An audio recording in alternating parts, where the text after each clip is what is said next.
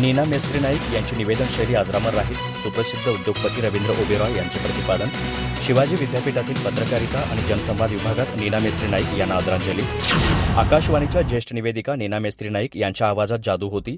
शब्दात भावना ओतण्याची कला त्यांना अवगत होती. त्यांची निवेदन शैली अजरामर राहील असा विश्वास ज्येष्ठ उद्योजक रवींद्र ओबेरॉय यांनी व्यक्त केला. शिवाजी विद्यापीठाच्या पत्रकारिता आणि जनसंवाद विभागात आयोजित शोकसभेत नाईक यांना आदरांजली वाहण्यात आली.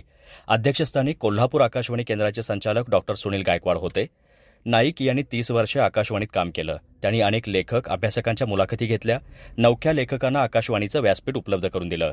पत्रकारितेच्या विद्यार्थ्यांनाही त्यांनी मार्गदर्शन केलं. त्यांची उणीव सर्वांनाच भासेल अशा भावना मान्यवरांनी व्यक्त केल्या.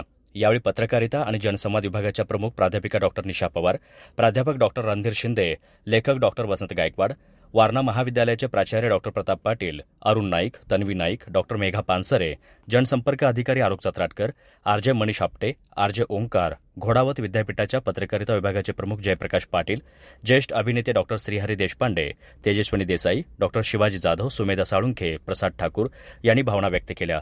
ज्येष्ठ पत्रकार दशरथ पारेकर, महेश कराडकर यांनी पाठवलेल्या शोक संदेशाचं वाचन यावेळी आरजे प्राजक्ता शहा यांनी केलं.